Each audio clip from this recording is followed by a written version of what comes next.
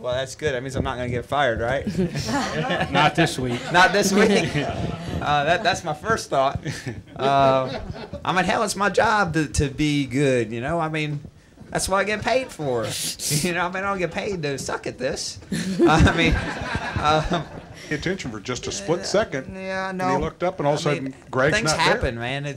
You're driving, you're looking out. You gotta look out the windshield and see what's in front of you, and you look back, and next thing you know, that split second's gone by. I mean, hell, you're going 200 miles an hour. You know how many feet per second that is, and you look out the windshield for a second, and you've covered almost a football field. To try something? No, I felt pretty confident he was going to make his move through the tri-oval. Probably next time he won't, but that's okay. You know, those are the kind of moves, you know, similar to the move I made here in 09, that you only get one shot to make them, and everybody wises up on them. And from there, you know, everybody knows how to make it work. I'm sure everybody will wise up on it from here, and they'll make their moves earlier, which will change the racing again. So you know, it's just the evolution, and you get one shot to be that guy that helps to evolve it. And we had the opportunity to do that today, and that was part of what helped us win the race.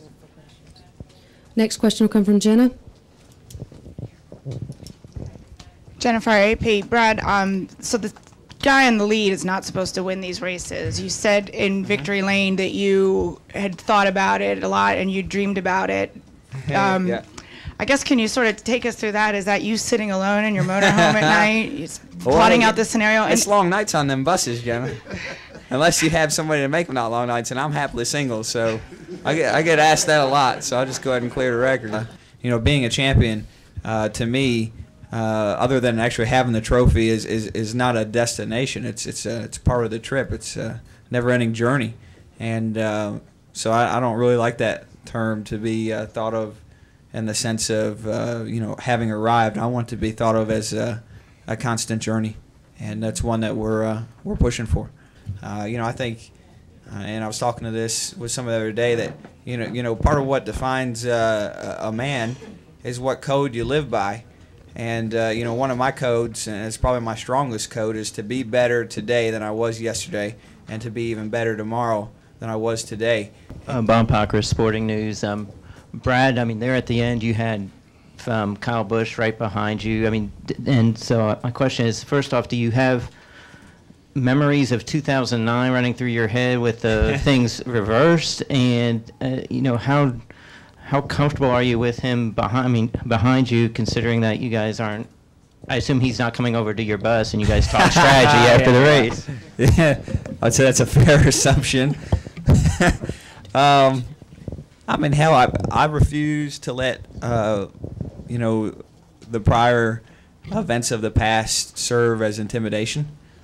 I never had a concern in my mind about who was behind me. I had a concern about what I could do to win the race and what move I could execute to not give him a chance. And that paid off today.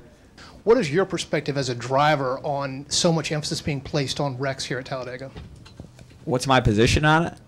I mean, heck, I don't know. I mean, I've said all along that as a race car driver, you walk a fine line between being a daredevil and a chess player.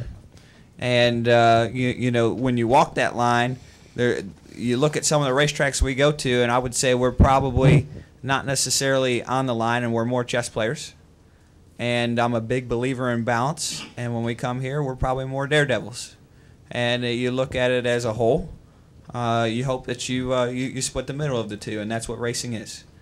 And you know, I've said this before. I look at chess matches, and they're not on TV, and a lot of people watch them, and they sure as hell don't get 100,000 people to come to the track or to the match. So you know, we gotta bounce those things, and you know, this package might be a little bit more to the daredevil side, but I'm all right with that because we go other places where I say it's probably a little more to the chess player side. So, you know, that's balance, and I'll live with that, and I'll be happy.